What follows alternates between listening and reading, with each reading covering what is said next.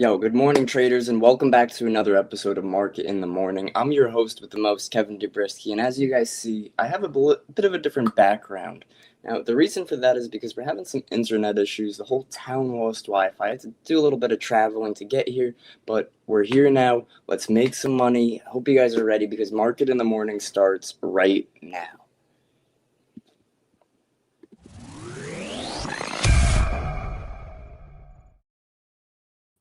Nil, good morning, brother. How are you? How's it going, Kevin? I heard you're having some you're traveling a bit. You're having some difficulties with your screenshot. I'm here, man. I'm here to rescue you a bit. Bro, my hero. How's your day been, man? Bro, it's been hectic since like 10 o'clock yesterday, man. The whole Wi-Fi went out. Like, what's going on? The whole town's like, somebody was in an accident. Verizon went down. Some people don't have Wi-Fi. Like, of course, they're just trying to interfere with our market time. That's what's happening, bro. They're just trying to keep two gentlemen down who are just thriving. The world doesn't want to see us, man, but we're here every single day. So thanks everybody for joining. Yes, Let's jump into it. Let me just share my screen. Yeah. Good morning, everyone from around the world. Thanks a lot for joining. This show has been growing so fast, and yeah, like thank you all so much for tuning in every single day. It means a lot from the bottom of our hearts. It's just to see it grow this much in a short period of time, and now that it's going on so much longer, we're able to really take advantage of market volume and volatility during these times, and what most people would call treacherous times, because they don't understand what's happening around the world and how to really piece things together. But we're here to break that down. We're here to give you that confidence, that conviction, and also like just learn, like teach you. We learn together. We go through the market together. We walk through it to the point where you eventually won't need to tune in. Like you'll be able to break down macroeconomics and geopolitics by just using market. Like you'll be able to see everything that's going on and how to translate that into trade ideas and how you can use this as supporting conviction with your trade ideas, right? So let's jump into it. I've just shared my screen. We should go over some analysis from yesterday and how things have played out overnight. Any evolutions on the war front that has happened? Let's jump off from looking at US equities. So one thing that we talked about yesterday was our entry on US stock market on S&P 500 at 75.90. We talked about the reason we were taking this trade over here, and then we also have been breaking down how we went from a corrective structure back to a bullish structure, and then after with this gap, and on Thursday, Trump coming out saying the peace deal is almost done. Further confirmations right before market open on 5:34 p.m. Sunday evening Eastern. We got that confirmation, market gapped up 100 points, and we've since just continued up with this minor consolidation and lower time frame price action, just not stopping in the bullish direction. So now what we can see is that we've clearly had that extension to point we've come right back above 76.30s, 76.40s. Now, just because we're retracing back doesn't mean that we're looking for sells, because we know that the bias on ES and US equities is bullish.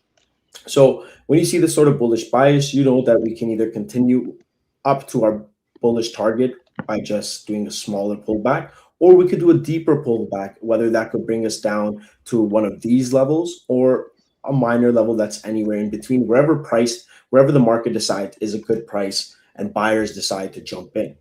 That's how you have to think about it, is that everything is in terms of probabilities. We talk about this a lot. It's that, okay, if we're looking at this session and we're focused on what we could make happen during this session, and right now it's not even 8:30 a.m. and we got 2 hours to go, how can we break down where price currently is and where it could go? So we know that, first of all, we're bullish. Clear, easy. It doesn't take you to be a trader to understand that, hey, we're in a bull market, right? Fairly easy to understand. And then you notice people who aren't traders, who aren't invested in the market every single day or aren't long-term investors, see this massive pullback that they don't know what caused it. They just see, oh shit, market goes up, market goes down, right? This is easy to tell. This is Trump's initial tariffs, right? Markets being on edge and pricing that in initially, and then Trump coming, swinging his hammer, being like, hey, this is 150% tariffs for China. The rest of the world, 25, 30, 50% tariffs on this, on that, on that. And then walking those back the next few days. And optimism took over while those tariffs were still pending. So similar things here. You have that initial war impact, right? Being priced in, the fear. And then once talks of optimism start, and you have to keep in mind, it doesn't even have to be confirmed optimism. It just has to be talking about optimism. You know what I mean? It Yep. is talks about optimism. It's not even optimism happening. So, and then the markets start front running that. So this is what you have to keep in mind is that we have to stay on the right side of the fundamentals because things switch up fast. And when things switch up, you're going to want to take advantage of it because that's where the excess volatility happens when everybody is not expecting it to come in. So now when we're looking at gold, we understand that gold has had this massive push towards the upside, right, over the past intraday days. But we have to keep in mind it is coming directly after printing a brand new lower low. We took out this low, we printed this new low. We had a catalyst in the short term that drove this, and this is that optimism. Remember, I said that markets love the optimism. So whenever there's optimism in the markets, you can see how ES reacts to it, how we just shot off these lows, 5% lows, and then we came right back up in the shortest period of time that it took for us to retrace. Where else have you seen that? Oh, right over here. We saw the exact same scenario happen here where you had US equities price in fear from the war, and then the slightest bit of optimism just takes the markets on a rally. The exact same scenario here, the exact same movement over here. You understand what I'm talking about? Is that small bit of optimism can go a long way, even though it may not be real, even though it may just be pending, even though it may just be a figment of our imagination that slowly gets faded out. But we know that US equities are a bit different than other markets such as gold or dollar in this case. So US equities are just powered by greedy crackheads with capital. These guys just hate to see the stock market down. So they will take the little bit of optimism and go miles with it to the point where we call it delusional optimism. And that's what the stock market has been on since its inception. It has withstood every single correction. And you can see all these corrections are pretty fairly easy to tell, hey, buyers are going to eventually jump in very soon. And it usually happens within a short period of time. Now, we had the same thing happen. We're approaching these all-time highs. Now, the price action we're seeing is all we have really seen is those minor consolidative periods and then push towards the upside. Let me open up a cleaner chart because this is my execution chart, right? And then on gold, we'll open this up here on ES, SP. Let's open up. Yeah, this is a very nice clean chart, right, guys? Very nice clean chart. Remove these drawings on here. So what we have seen so far on S&P 500 since we had this corrective structure print is we've had this massive low printed, right? Higher low printed. We had this price action over here, which on Friday we called out the buys here, if you guys remember, and we said, hey, leave a runner. Peace deal is pending. In case that optimism does play out over the weekend, your runner will gap up, and that's exactly what happened. We gapped up above this price point.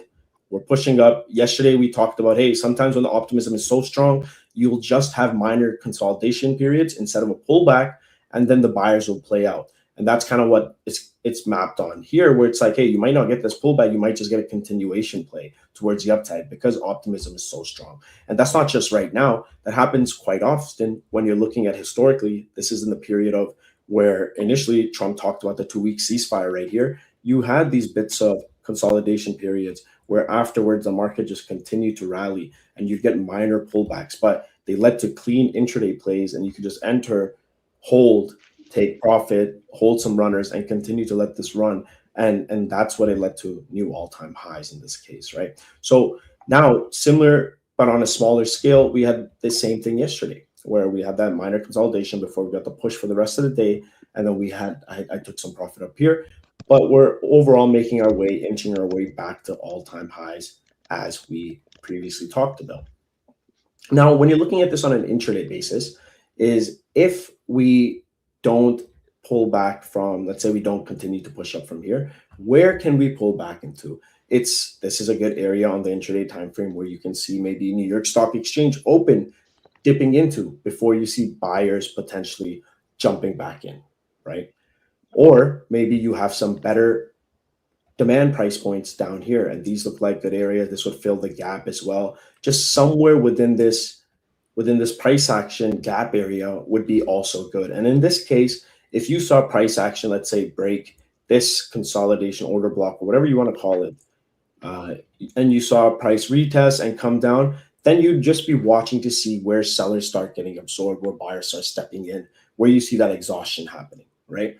So this would be the buy area. And remember, it doesn't mean we're looking for the sells here. It means that we're just mapping out the pathway price could take so that we etch it into our brain that based on current market fundamentals, that how optimistic this peace deal is and how it's boosting global risk appetite right now. And every headline we see it's a new optimistic headline. When I open it up on here, and now I see Vance says Iran to commit to no nuclear weapon. Wow. Trump to show documents median days. Yeah, we'll see how long this lasts, buddy. You know, Hey, Trump who will go over knows? Iran with Iran MOU with media in a couple of days. Trump says Iran relations normalize. Trump says Hormuz will remain toll free. Trump expects second stage of Iran deal will go quickly. Right. So you can see that this is just further optimistic, and it's caught, and you can see over here which says ESNQ upside, right, and also gold upside because it's optimistic. But this is where we have to be a bit more careful on gold, and I'll map that out in a second. But this is what we're looking for on ES, either these pullback scenarios or just a continuation from here that can first take us to this high that we printed overnight, and yesterday we printed this high, to then all-time highs. And that's what our target, intraday target is in this case. And if you're still holding your runners from here, that would also extend out towards the upside, right? Like if I, is this the right one? No, sorry, I'm the wrong one now. Still holding my runner from here. So target is still towards the upside on S&P 500, right? And now when we look at gold, I'm just going to get some water because I'm talking so much, right? Bro, do you think a lot of Trump headlines coming out right now too? Yeah, let's just keep that open and then Wonder what he's distracting us for. What do you guys think, guys? Let us know in the comments. Do you think he's really going to follow through? Is this really going to be the start of the end of the war? They said they have 60 days to follow through to figure out the full deal. Iran has also confirmed that they are trying to reach an agreement. This is the first time both sides have agreed to something, right? We've had so many headlines where Trump's like, we're so close to a final deal, just for things to pick back up. Iran to attack, Israel yeah. to attack.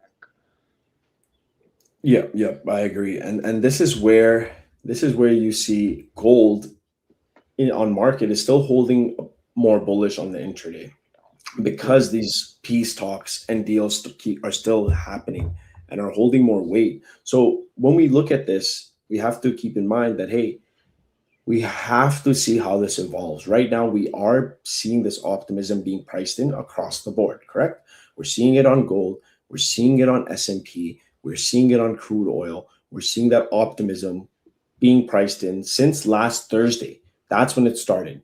Keep that in mind. So since last Thursday, we've seen that optimism being priced in. Now, we've heard so much happen over the past few days, and it's only Tuesday. So in 4 trading days, we've heard so much optimism, and plus not including the weekend, because majority of the optimism came right before market open on Sunday at 5:34 p.m. Eastern, where Trump said, "Hey, the deal's basically done, guys. Deal's done." And then you saw Iran's FAR news headlines come out saying, "Hey, yeah, looking very optimistic." So that's been being priced in. Now, when I start to think about, okay, what could right now we're bullish. I get it. We're bullish right now because of these holding more weight. And this is how I want everybody to start thinking about, okay? Because markets are very headline sensitive. They're very sensitive to small things that could take place or happen if they're unexpected. Right now, what the market is pricing in is the US-Iran peace deal and war ending pact with this optimism, correct? Iran conflict seeing nearing end in surveys. Boom. Strait of Hormuz reopening. Now, keep this in mind. That's what is being priced in right now. All it will take is one escalation. And I mean a deep escalation that is not expected because the focus right now is this peace deal. If there was an escalation to the point where it takes off the peace deal, or Iran comes and retaliates or says something in the regards of, hey, everything's off the table, that there's no deal, you guys, there's escalations happening in Lebanon, Syria is not taking leaving Lebanon or whatever, if there's any escalations, that's when you start seeing the fundamental bias now start to shift on the intraday time frame, on the day trading time frame. And what this means then is that now you start seeing, okay, maybe we're going to see another one of those moves happen where we price in escalation, we price in inflationary fears with the risk of war continuing, and then a more hawkish policy in turn, and which all in turn causes gold to continue going down. And that's when you see the shifting. But currently, what we are seeing is we are seeing that optimism being priced in. The only reason I'm mentioning this is because this is how we need to be thinking. Is we need to be just like the markets are pricing in things ahead of time. We also want to be thinking about scenarios that can take away from the current existing bias. And that's one of the reasons why we included what could flip it, right? Anything that could flip it needs to be in your mind as well, because you're a day trader. It doesn't matter if you're a scalper, you're a day trader, you're a swing trader, it does not matter. You need to understand what's happening day to day in the financial markets, right? In this case, you can see that Middle East tensions lingering despite deal, with attacks and clashes reported. That's continuing to happen, by the way. They haven't stopped clashing. They haven't stopped shooting missiles at each other. So the peace deal isn't fully confirmed yet. So there's still that probability of it playing out. Now, when we look at gold, gold has been holding bullish since last Thursday. Now, where's gold heading off into? Well, we know that we have an area we had sellers jump in right over here. Is this an area where sellers can now come in again? Yeah, maybe it is. Like maybe this is an area where we drive into before we see sellers fade out gold, because we are a bit high right now. But we have to keep in mind that we'll observe price action as we get there and see if there's anything that aligns there. And this would be more of an intraday trade idea, right? What you wouldn't want to do is see price breaking above these highs and then look for buy entries, because guess what price handle you're now approaching is that you're approaching another key level right at 43.75, and we know that that's a psychological area on gold, right? Yep. So when I'm looking at gold on the higher time frame, and I'll open up another chart for this. Kevin, do you have anything to add while I'm just opening this up? Yeah, no, I mean, spot on. If we have the optimism, which the optimism is there, gold did make a little bit of a reversal there. I'm with you in that I don't think we're done to the downside on gold, but I do think we can see some upside Upside. momentum. I think some people are going to get fooled from this. They get stopped out of their short positions. The buyers start thinking we're Yeah. going back higher. But don't take that initial breakout, right? If you do Yeah. want to look for momentum, look for a strong break and retest. Don't take the breakout. Yeah. I agree. I agree. And even like on S&P right now, as we're talking about our scenarios, Yeah. we want to watch how we react to these minor lows over here, right? These tiny ones, because either we can push up like this straight into all-time highs with this new session when New York session opens, exchange opens, or we can pull back into this minor order block, or this bit of a gap fill area, right? Anywhere within here would be quite reasonable. But if we watch lower time frame right now, and you start to see these lower prices being respected or maintaining above these prices, then it could lead into, yes, similar to yesterday's move, where we started pushing up around 8:30, and then by the time stock exchange opened, we were already like up till here, right? We were Right. in these price points. So the move was set up prior to stock exchange open, and then afterwards we got that volume volatility leading into later half of New York session where we printed those highs. So that's also possible if we don't get a full pullback towards the downside, where we set up and fade and start fading this out, right? And yeah, going back to gold, I agree. We can 100% we can 100% see if these highs get taken out, we can push up into this. But that's where I would want to observe how we react to this intraday price handle, because you have to think about it in terms of, hey, we're approaching these higher price points. We've seen a massive massive push towards the downside, right? After this push towards the downside, we got buyers jumping in technically, and then we got a catalyst that has been driving this up. Every time we've previously seen a catalyst get driven up like this, like right over here, right? Gets faded out. Here got faded out. Okay, maybe this lasts a bit longer, and we continue to buy and we continue to hold, and this high breaks and we head higher. Where can we head higher into? This is like 4,400 we talked about yesterday. And we talked about it yesterday because we were like, hey, if that optimism continues to hold and you're breaking these intraday highs, then that's where you can then continue to scalp those buys towards the upside. But you have to be very careful because right above these highs, you have a psychological area, 43.75 right here. So what you wouldn't want to do is exactly what Kevin and I were mentioning, is look to buy right above these highs, because now what you're doing is you're buying the absolute tip top of a massive bullish rally that has happened since last Thursday. You'd be buying right here. You've had so many different opportunities to buy, and instead you ended up buying here. So now you have to think about it like, hey, is that really the best trade for me to be in? And is this something that I'd repeat 1,000 times? No, it's not, right? Good morning. So no, it's not, right? And that's why we don't take stupid trades like that. Because we've learned over the course of the years of us trading markets, because how manipulative they can be and how enticing some of these trades look. But when you're in it afterwards, hindsight's always 2020, and you're like, hey, shit, man, it's not that good. Excuse me. So now when I start to think and I'm using my mind and I'm like, hey, you know what? The war is a bit sensitive. If we fail to break these highs, maybe this is somewhere where there's a high probability of me positioning myself for an intraday short, where I can see maybe sellers jump in, drive price down, and maybe there's an escalation. You want to maybe front run that, right? And that's fine too, if that's the type of trader you are. That's the type of trader I am. I want to take these intraday trades. I want to look for scenarios where there's higher likelihoods of escalations happening, de-escalations, right? Like we talked about on oil so much, is that those escalations and de-escalation price points. Every time we saw de-escalation was when oil was sitting above 105, when oil was at 110s, 120s. We saw heavy attempts of de-escalations. And then when you see oil sitting at low 80s or 80s, you see heavy attempts of escalation. So it's a lot of these are price stability moves and things that are happening. Yeah, thanks, man. I appreciate it. Thank you. Yeah.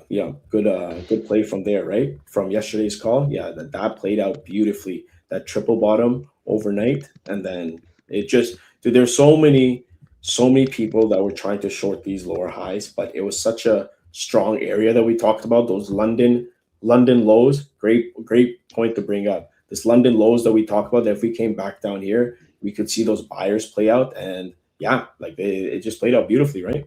So that's what happens when you are more focused on the intraday plays and you're not looking for like those short-term pushes towards the upside after we break these highs, right? Like it's being aligned on this side. We mapped this out in yesterday's market in the morning, that if we got this pullback and it came down to London lows, and that's why it's important to have scenarios, right? You want to have scenarios because markets are a game of probabilities. Either it plays out in your favor or it doesn't. And if it doesn't, it's fine.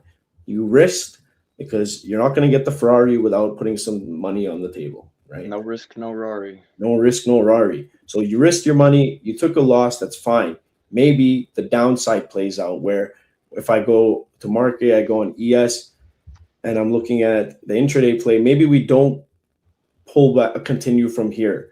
Maybe we pull back to this level where we were talking about, the support area, 75.20s, which I'm fine with, perfectly cool. That means that's going to be a good buy area for me to take advantage of too, right?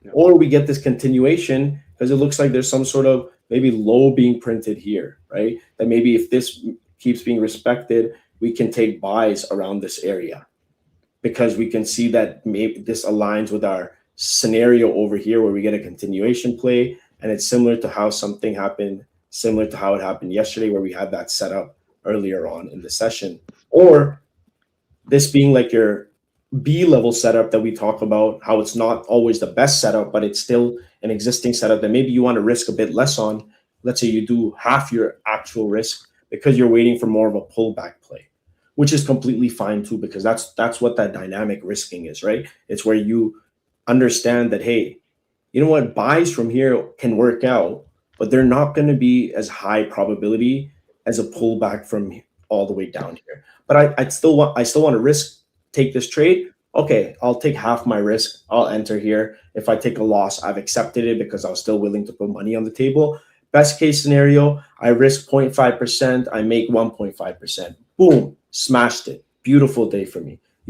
And that's how you have to think, is that you have to think in terms of probabilities, because there's going to be times the trade doesn't play out in your probability. And are you then going to absolutely tilt and go on a rampage? Or are you going to understand, hey, you know what? That's fine. It just played out in the other side of the probability. Maybe my bias isn't wrong, but my execution was wrong. My entry was wrong, right? Maybe the bias is still holding through, and I just need to be a bit more patient and let it evolve.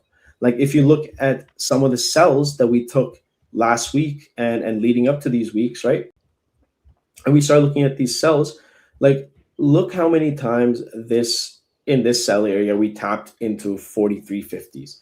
We tapped into it over a course of an entire day and a half before we got the sellers. After we printed a low on market open, we tapped into it for an entire day and a half, consolidated before we got that sell side play out. So it doesn't mean that was your bias wrong if you were entered somewhere in the middle of this range. Like imagine if you were entered right in the middle of this range somewhere. Is your bias wrong on the sells that we keep heading up here? No, it's just your positioning is a bit off. That you understand that there is a resistance over here, and that if this, as long as this holds, that price is going to continue towards the downside with that bias that we had last week of escalations happening on the war front, and that continuing to play out. So when we called out the sells from here, like right here, this tip top sell that we called out, chef's kiss sell. You all saw it on live. We called it out right to the 1 minute candle that reversed, and that's what precision is about. That's what we do here. We don't bullshit. We tell you straight up about the different scenarios that can play out. And I even talked about, hey, I would love for this to go up into 75 and get the sell from there. But if we start closing back below, we're going to see that sell, and that's exactly what happened right there. So now when I'm looking at gold over here, it looks like gold's going to, where can gold go now? Gold can go right back to these highs up here.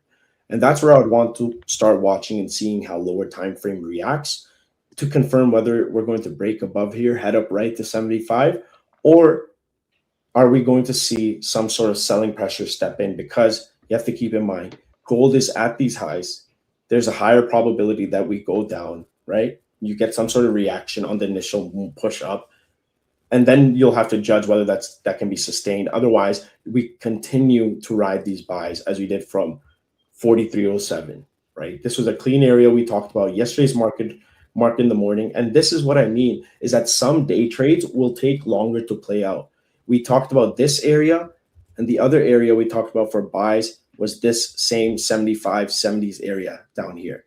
So now when I look at this, wow, all you had to do yesterday was just wait for gold to pull back. And we mentioned this explicitly, that, hey guys, that you know what, this is actually, you could scalp the buys here, but you have to make sure price remains above 50s. As soon as it breaks below 50s, you're going to get that flush out all the way down to the intraday zones, because this is a new high that was printed on the intraday, and we peaked above this high right here where we took where we called out those previous sells, right? So price just went a little bit higher.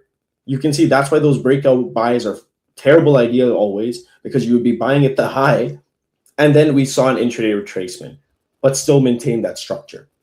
So this is how you read price action. Now, imagine something similar happening again. We pushed up into these highs. We tapped 75, 76, 78, whatever. We push down low, okay? We come back down to some intraday demand area, whether it be here, and then continue that optimism towards the upside, right? These are the types of trades that you want to be taking. You don't want to be taking the B level setups, the C or D level setups where you're chasing the buys over here after we've already rallied, right? Like since the start of the week, we've taken the buys from here, from market open. We rode that all the way up yesterday. We called out trade ideas yesterday in market in the morning for the buys that played out exactly on the intraday. Yep. Right back to this range, it's likely to play out.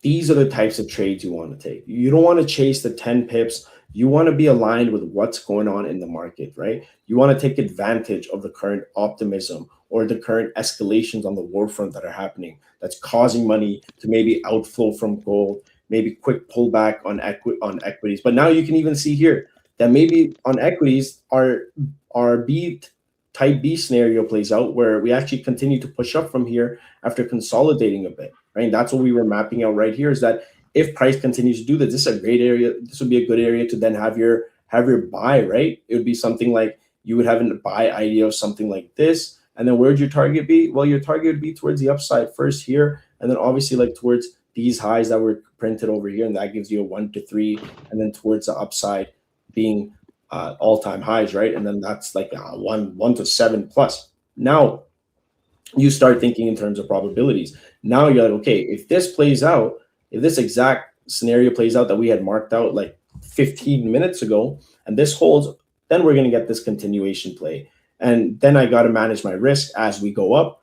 Or what I would love to see, and this is personally would be every good trader's dream or a great buyer's dream, is to see lower prices. That's when you're like, wow, this is where I get to snipe my trade. That this is the B level setup. Although I tried it out, maybe it didn't play out, maybe it plays out, but maybe it didn't play out. Okay, perfect. I'm glad I risked half my risk on it, and now I'm going to execute full risk on my buy right at the intraday demand zone, where it's more likely to see those buy orders come in heavier and those buyers come in heavier. But doesn't mean that this can't play out right now, right? That's why we mapped it out with that. If this sort of price action holds right here, like we were talking about, then we can easily continue towards the upside, exactly how we did yesterday's New York leading into NYSE, where here you can see 8:30 Eastern leading into NYSE. This is a New York Stock Exchange open candle right here, and then we continue to play up towards the rest of the session. So similar type of play, similar type of idea. That's a trade idea that you should keep in mind as we're going into New York Stock Exchange open. If we don't break these highs, right? Let's say we don't break these highs or we start breaking these lows, then expect the deeper pullback into this demand area that we were talking about at 70, 75, 36s. Yes, sir. Awesome. I got the same setup. Looking for a little dip first. Let's get a good buy the dip opportunity. Follow that trend. SpaceX is still flying. SpaceX pre-market right now, guys, is at $200 a share. It's almost beating Amazon for total valuation and market cap, and it's been IPO'd for like 2 days now. Yeah. Yeah. It's crazy, right? I heard that the Yep. internet went out due to Knicks winning and all the celebration knocked out. Was that actually the you're reason? right. What's that? Was that actually the reason? The No, internet went out? I don't think so. You know what? Who knows? Maybe the Who guy was knows, driving right? drunk into Yeah. the next game, but it's weird, man. It's definitely weird. Yeah. Yeah. Usually they fix it quickly. It's going on almost 24 hours. Some people lost their power too. That's insane. Yeah. That's crazy. They're cutting people off the grid. Yeah.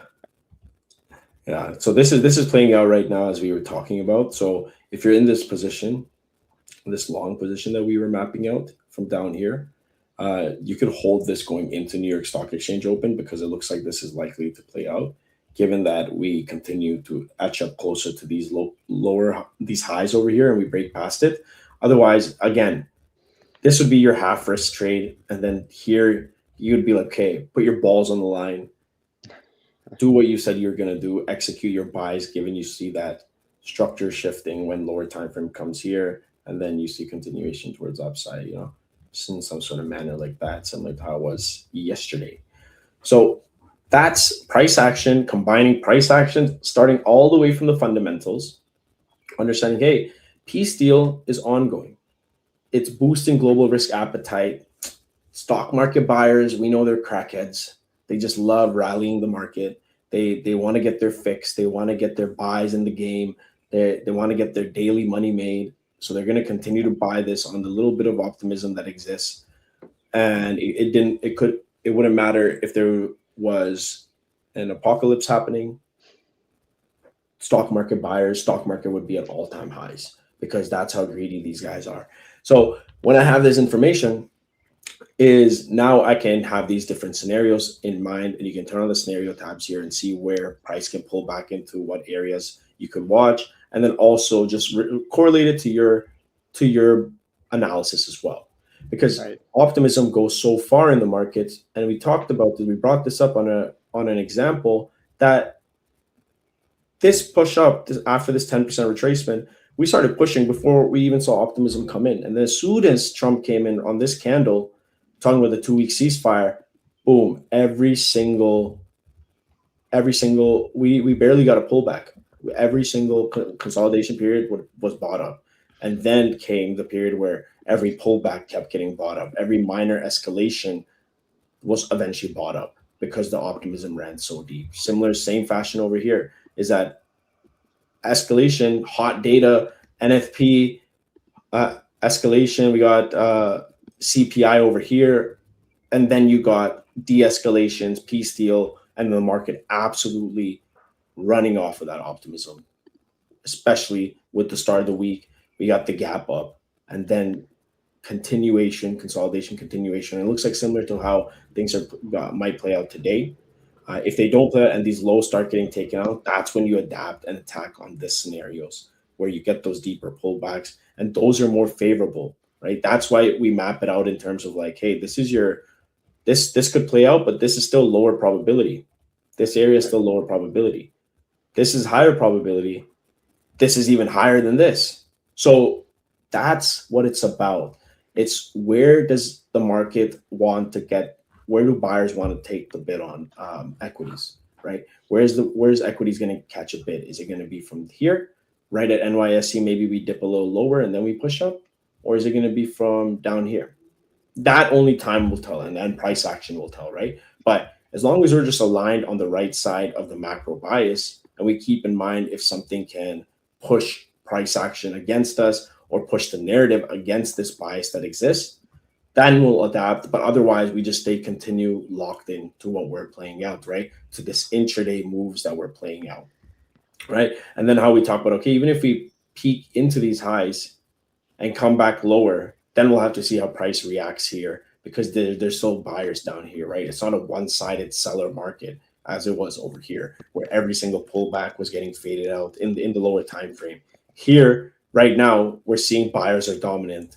We're seeing maybe sellers are positioning themselves, but only time will tell how this positioning plays out for the intraday period, and how that impacts and how that overall narrative continues to shift, given that, hey, we do have a lot of these escalations have constantly happening, right? So now you can see that we're pushing up further into here. We're still above 4350s. If we snap back below 4350s, what could possibly happen? Is that okay? Maybe we push from here into down back into this area, right? Maybe that plays out where we just pushed a bit higher, we couldn't maintain above, we come down here, or we continue to dig deeper into these highs, and that's when you might see sellers enter at these intraday highs. So that's something to keep in mind, is that we could see price even come down to here, and then you see it drive deeper from these lows, because that's where we got current buyers jump in. So that's about, like, this is where you map out pathways price can take, and the more you do this and the more it plays out, that's how you build the conviction with that and executing, because then you're prepared for every scenario that could play out. There's nothing that can catch you off the screen. Yep. Somebody said, hey, Nalab, I have a suggestion for market. Currently, if you scroll down in the news feed, we have to scroll up again to come to the top. How about creating a button that brings you to the top? Absolutely. You know what? We'll get that ready for you for tomorrow. I get that out for you. Bang, bro. What a team. I'm actually sending it to our engineering chat right now. Nice. Yeah, WWX Tazzy. That's it, man, guys. I just sent this. It'll be added today. That's awesome, man. What a community. Thank you so much for your suggestions. Yeah. Bro, the So fastest support. yeah, thanks. Yeah, give us a few hours. We'll have it added. Yeah. So here, this is where I'd want to start watching and seeing. Okay, can sellers jump in here? How are buyers reacting here? Are buyers taking profit?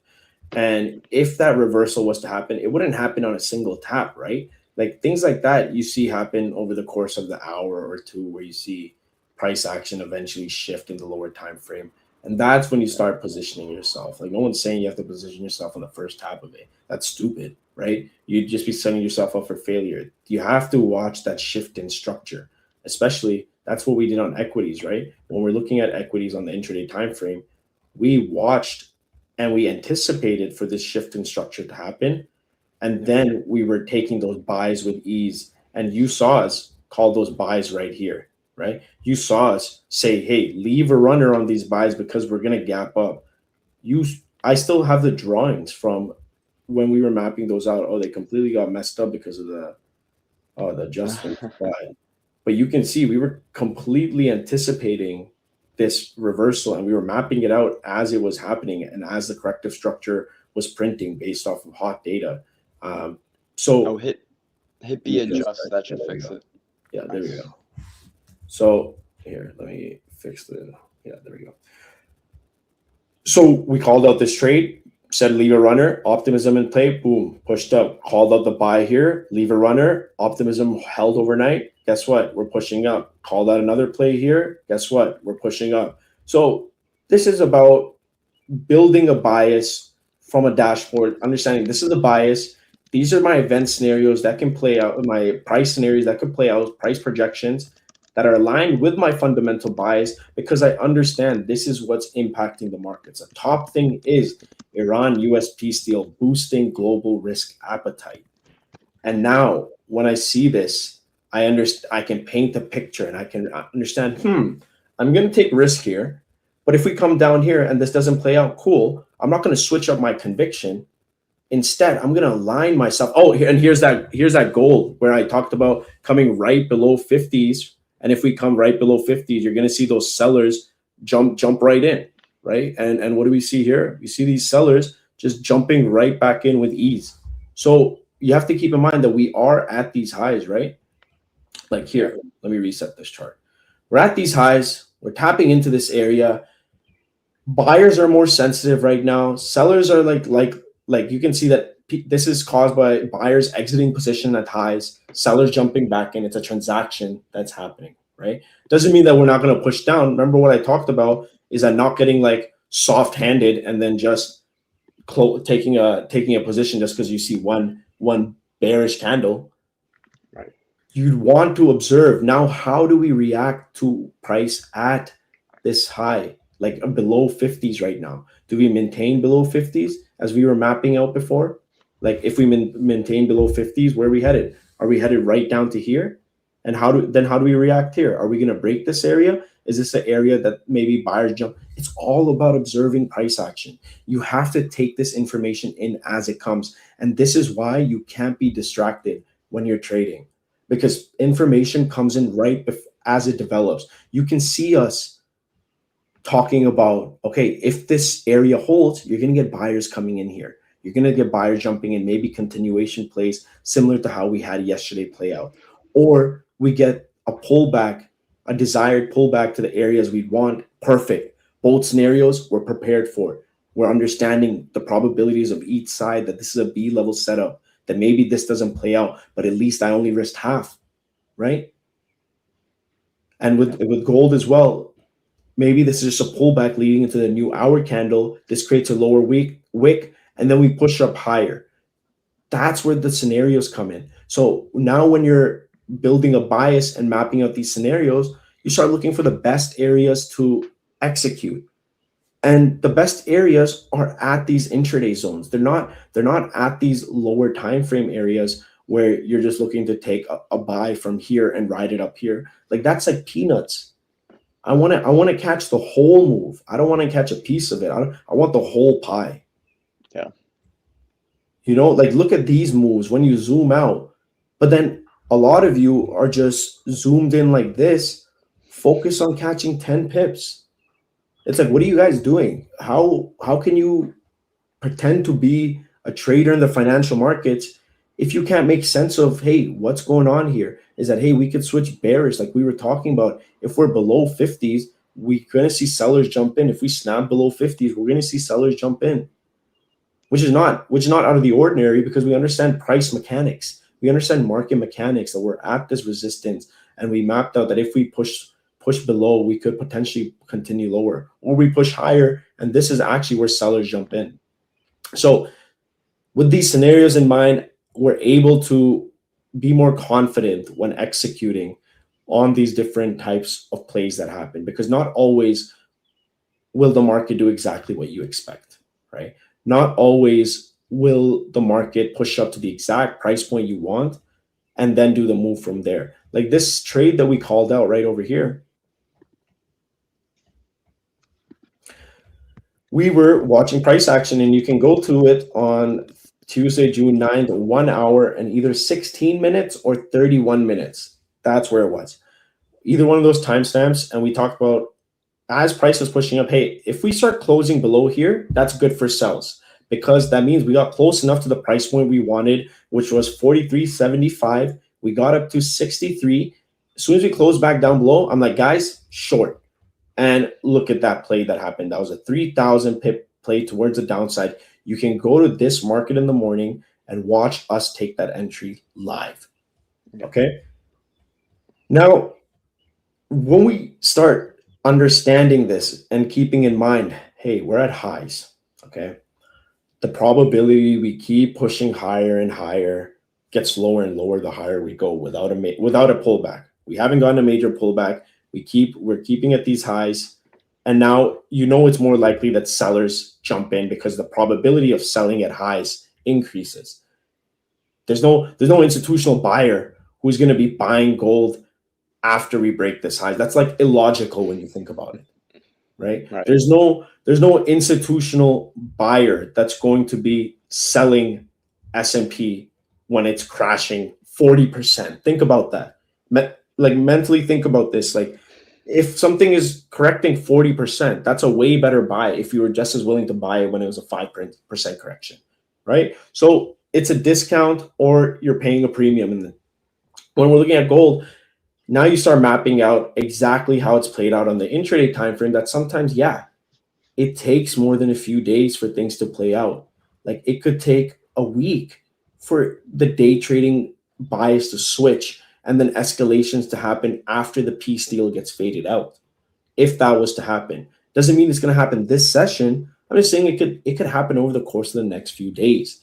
That's what the markets are. Don't come to the market thinking it's just a session per session play. It's not. Understand the whole picture behind it. Keep in mind that there's always continuously headlines coming in that are developing the situation or taking away from it. And if you don't understand that, or you're missing a day or two in the market, it becomes hard to catch up. And that's why we're like, you know what? We need to build something that can keep users directly on the right side. They can understand how the markets move, where price can pull back into, and that's how we can then break down the markets. So now exactly how we mapped out that, hey, if we saw price come back below 50s, you might see sellers jump in a bit. And we're seeing that initial push back down, but we have this area in the lower time frame where price can pull back into, and then we'll see how it reacts here. If we break here, then of course we dig lower into 43.07, but only time will tell in this case, right? Yeah, 100%. Somebody in the comments asking about their giveaway. Me and Nil will go over the giveaways after the stream. I do think he has the emails, and we'll set you guys up. You'll get an email with that and everything. Yeah, sorry, we've just been super busy, but we'll get it sorted out before tomorrow's stream, FOMC stream. Yeah, that's right, guys. We're gonna have 2 streams tomorrow, in the morning and FOMC. Yeah, absolutely. That's gonna be a good one. Remember, last FOMC was big too. Like we had like 600 people watching. Yeah, it was big, guys. This one we got to top that. I like it. Just got confirmation from one of our engineers that he will get the headlines scroll top button out today. He said during the market in the morning episode he'll have it done. Yeah, he said if it's not done in 3 minutes, he's fired.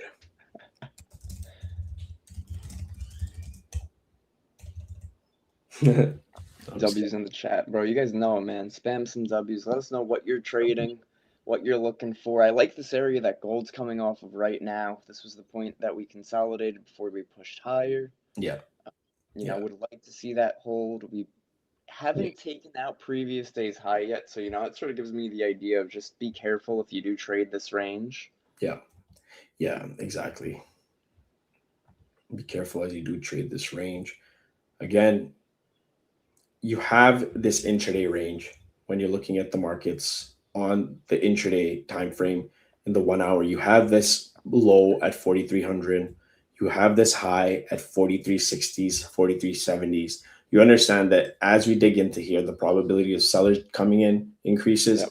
As we dig lower, the probabilities of buyers defending this area also increases. Anything in the middle of this range, I'm not a big fan of. I don't personally like. I would love for sellers to take out this area, drive price lower, or either buyers hold this and then we push further up, right? And we continue with that piece narrative. Building on a sell position on an intraday basis would be good from here, but you would be front running the narrative. Keep that in mind. Is that if the markets are remaining optimistic, in this case, you'd be front running that narrative of selling. But also, technically, it would make sense for sellers jumping. But Kevin's right. We are pushing into that area where we had the initial buyers hold. So if this holds, then you see this play out where we head back into this daily previous day's high right here. Yep. Right? Yeah, we'll Even see, on guys. ES looks like S&P looking like it's wants to hold these lows. We got 15 minutes, guys. We got 15 minutes still. NYSE open, and that's where the big meat and potatoes happen. The main feast takes place there. That's it, man. That's it. Hopefully, we get a little bit of a move down first. But man, that SpaceX IPO, bro. Have you seen anything about it? What are your thoughts on it?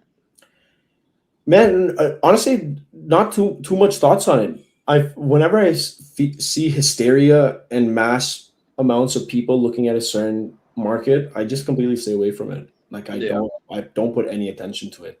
It's yeah. I can't even tell you the price of SpaceX stock right now. Could you tell it to me? I have no idea what it is. I'm pretty sure it's trading at like pre-market right now. I think it's at like 200, something crazy. It is at, oh, it came 192. back down. We have 198, Oh, it's at 198 200. pre-market. Yeah, That's insane. yeah. No, that's nuts. That's crazy. I mean, not bad. $200 a stock for SpaceX. Think about it. And it's also, people think it's funny. People will just look at like, okay, the stock price, but you have to really also look at the market cap of it, right? Is this an actual legit valuation? Because Yeah. they haven't really proven the revenue yet. They haven't proven much of anything yet, other than it's an Elon company. And something to sort of put in consideration is that, Tesla was a company that has always traded at an enormous PE ratio. Like Yeah. people, what the hell's going on? And yet it never returns to something more common. So can this be Elon's next big move? Possibly, probably. We'll have to see. Yeah. So this is what I was talking about. As soon as we peaked right back, snapped back right below 50s, we got that sellers jumping in. So Yep. I'm trying to find my drawing where I had it, but it seems like it wasn't on this chart, huh? That's a shame. I had that little mapped out drawing of that lower time frame. Oh, But that's okay. So that snapback, sellers jump in. If we take out these lows, hold those sells. Hold those yep. sells. But you have to see how we react down to these lows, okay? So if we don't break this, that's when it goes towards the upside to test these highs over here, and then you observe how we play out in this case, right? If we break these, then we start inching all the way back down to 43. Oh shit, shoot, what just happened there? We start inching back down all the way to 4307. So just some few things to keep in mind. So we called out that, hey, if this broke and price came right back below, we're going to see first area price approach is back down to these lows. And then if this doesn't hold, we'll continue up. Also, money is also dollars Like at the a dollar. support here. Yeah, dollars at a Nice. Good support call. area. Yeah, exactly. That's a good call out as well. Yeah, great call out. On the side of equities, we also had it mapped out that, hey, oh, I don't know why my internet's a bit. Can you? Is it just me? Looks okay. What's going on? Okay. Oh, is it a little fuzzy? Yeah, I think so. They're trying to get us, man. Oh, there we go. Bro, they're trying so hard, man. They just hate to see us get such a Hate to see strong it show succeed, man. and pick up Hate to so see it bad. succeed. Right? On ES, we were talking about this scenario, right? Where if this area continues to hold, we're going to get this continuation play going into NYSC. But Yep. if NYSC liquidity grab happens, we push down lower, then of course we're going to adapt and see how we test some of these lower price points and where buyers truly jump in because we're still following our bias over here. On gold, let's get back to gold. Loving this. Come near that area. Loving this, loving this actually. So as I was mentioning that once we come back below here, seller's going to execute, seller's going to jump in, drive price down to the next area, which is this one, see how we react here. If we don't break this, then we head up into those day highs, yesterday's highs, and we see how we can retest it there and see how price action actually reacts, right? We see how it actually reacts there. Or if we break this, then you start to get a bit more of a picture on the intraday movement on gold and how that could be playing out and panning out. As we've just broken this, we start continuing down. So now you start to see, okay, you know what? I see that there's sellers jumping in here at these highs. This is an area that sellers are defending. So now you start to get a much better picture because previously the picture that we had initially here was that, okay, sellers jumped in, but okay, they also came after massive move towards the upside, then maybe this is just profit taking.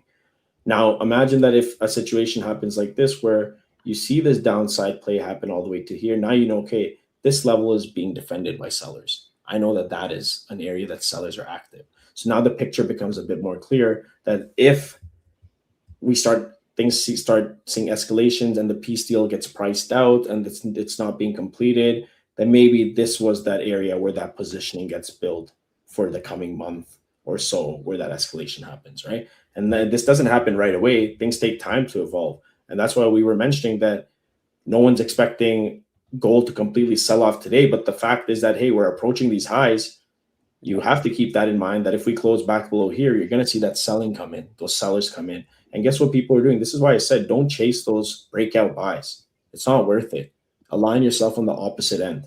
Like focus Yeah. on what you can control. And in this case, what I can control is executing the sell here because I understand we're at highs. I understand how market positioning works, how price reacts, and what markets and how they forecast escalations, they forecast things happening and they front run it.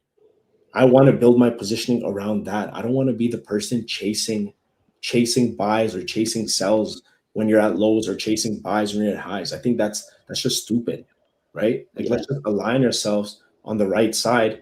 And like even with ES, look at ES right now, moving beautifully. S&P moving beautifully from the same area we talked about, holding the same area, like right, rejecting the same lows, same buy that we called out before playing out. So what does that tell you? It's that as long as you remain on the right side of the fundamentals and you're actively observing what's going on and what could take place, then guess what? You're just increasing your probabilities of success. You're just going to walk away a winner even when you take a loss because you'll be like, all right, you know what? I took my risk on a scenario. It didn't play out, but at least I was aligned with the macro bias. I took my entry as I expected, and boom, it resulted in a loss because that's just a probability that played out, Yep. right? Yep. So Losses are inevitable. We're not going to be right 100% of the time. That's why risk management is so important. yes, sir. Yeah, these gold cells are beautiful. If you took these guys, this is a good take profit too. This is a beautiful take profit on these gold cells right below 50s that we talked about. Man, come on. We do pretty good on these calls, huh? In market in the morning. Guys, drop a W in the chat. Drop some W's in the chat. I want some dopamine too, you know. I want to hear some claps for these calls. What? Come on, man. What did I Bang. say, dude? What did we Bang. talk about? So I have a position running on this from the 50s, right at 46.5 when we were closing below. And this is just plays out like always, man. Like, I'm glad you guys are Yep. here to witness this, us break this down in real time, telling you, hey, remain adaptive. Remain Yep. adaptive. Don't get one sided. Don't focus on just, we called out the buys from here, but we also called out the sells from here. Like, this is what Beautiful. adapting with market, and that's 200 plus points on gold, pips on gold. So take your bag, enjoy it, get off market in the morning, or stay tuned. I don't care. We're watching market. We're watching market open. I got a company to run. Either way, continue watching or not. I don't care. But we call it live. You guys see it happening day in, day out. Like, we're doing this every single day. Yeah. And we're also watching ES continuing off our target and off our position as well over here. So we're going to continue Yep. to see how this builds. If this doesn't play out, guess what? Well, I'll happily take a X on this. I'll happily take a Yeah. loss on this. But this is something that we called out, and I also took in this case. So I'm just watching this.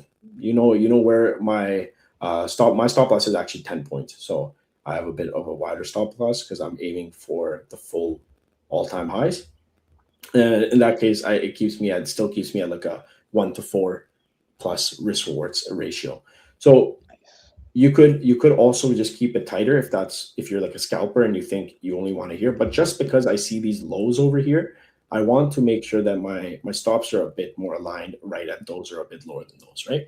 So that's why it's a bit wider. But also my profit target is also at all-time highs. So I know that range towards the upside will be filled. Yes, we'll first get to this, which is still 1 to 2.5, and then you can take it higher as it comes. And on gold, we're just right now, we broke this low, we reacted to it. So now let's see how price action reacts to this area.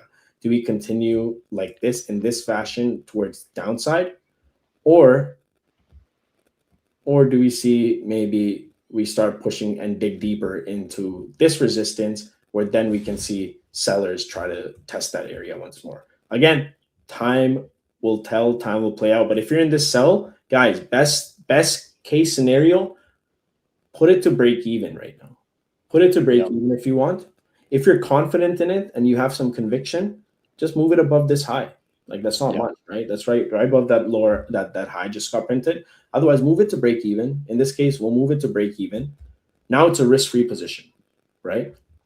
Now this is a risk-free position, and I understand that, hey, if we start printing a lower high now, I can then we can continue down towards here. If we take out this low, right? If we take out this low right here, take out this low, right? Maybe we push a bit higher and then maintain that selling, and then that selling continues. That's perfect. But if we start holding this area, and I'm just going to move this a bit. If we hold this, then okay, we can probably head back into this high. And in that case, you just take a break even. But best case, we now start closing below here, start inching lower, and then we're profitable on our shorts, right? And then on ES at that same time, we're continuing our buys. We're still in these buys, right? We're still holding these going into NYSC, and we want to see how market reacts, how market opens up. But it looks like for now that this low held again, right? So if you have any questions, leave them in the chat. I think it's been a very, very thorough session, very easy to understand on what we're looking for, what the market conditions are looking like, any economic events on the docket. Not much for today. Yeah, not much at all. And yeah, we're just all. No, let's dive into oil, man. Oil sold off. It's back below $80 a Yeah, barrel. man, that's what I mean. That optimism is just taking the markets by a swing, Yo. like oil back at 77.7. 777. So rebounded off 76s. But this is like, we're still in this. Keep in mind, here we went all the way down to 74. We broke back below these lows before things escalated again. You get what I mean? Like, this is still war price points. Yep. Like, pre-war price points aren't until down here. You know what I mean? This is what pre-war price points are: 50s, higher 50s, mid 50s. We're at 70s. These are still war price points. So it's just a bit of optimism, like optimism taking oil by the neck. and we're seeing that outflows consistently. And then, hey, guys, gold is just continuing. Let's get some claps for gold in the chat. Gold hold up. I got you, bro. Let's get that. Thank you, man. Thank you, guys. Our gold position is running quite healthy and risk-free. Extend your downside. Take some profit at this area. Extend your downside now that we start closing below here. Now we are aiming for this low here, which would be around 360 pips or points down. Waiting on that New York sessions open for ES. I'd love to see a pullback towards that 76.25 area. Join you in some longs, bro. Definitely feeling. Buddy, the train's gone. All right, the train's gone. The train's gone. Guys, tell this guy to stop preying on our downfall. The train's gone. The train's gone. All right, Kevin. Tell somebody, chat. Tell this guy to stop preying on our downfall. I said join you. Oh man, I love our sessions. They're just too funny. Yeah, no, but that would be good if we got like similar like pull, maybe even like a bit lower to like some of these lows, and then we pushed up. That would be great too.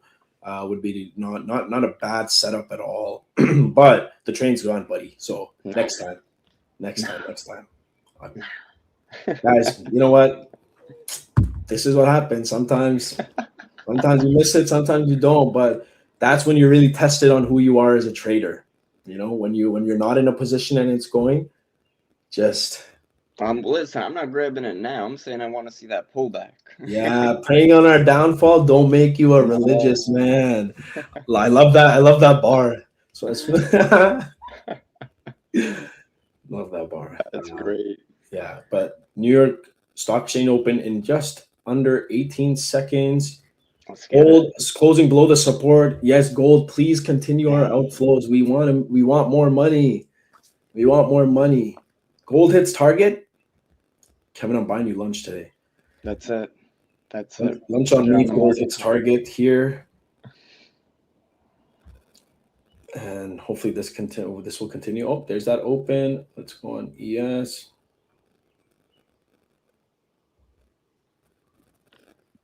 So what are we thinking, ladies and gentlemen? What's the market going to do for us? We're going to get a nice clean trend today. Are we going to stay range bound? Here's that pullback I was looking for towards VWAP on the ES.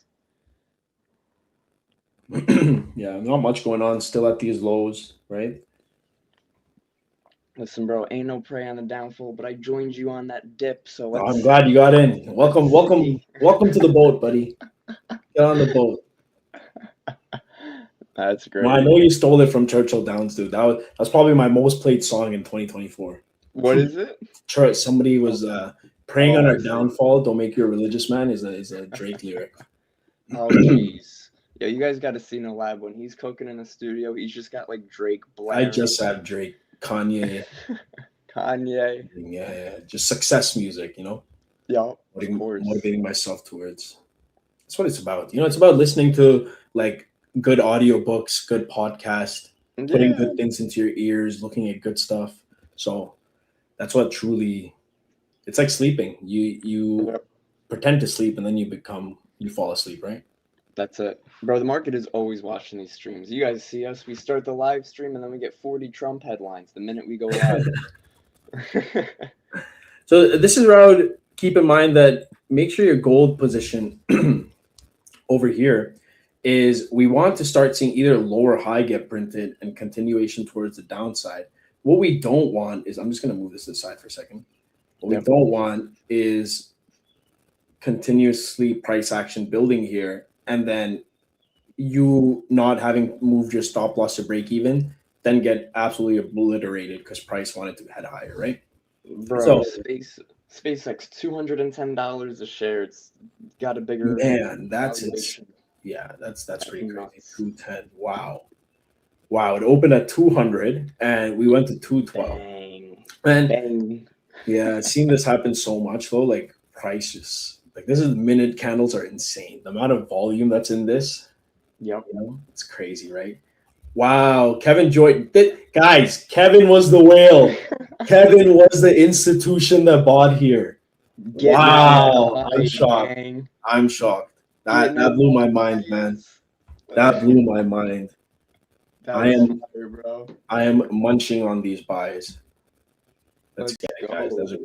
great play. Round of applause again for a beautiful, successful trade. Come on, man. Like That's anybody it. could be coming in here and we're making you guys free money. Like these are $1 trillion markets that we're calling out perfect plays in every single day.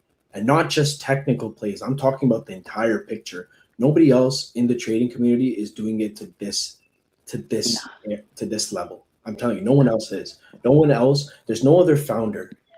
Yep. Find me another founder that is on live stream every single day. After, by the way, this is I start marking in the morning 2 hours after I've already started my work.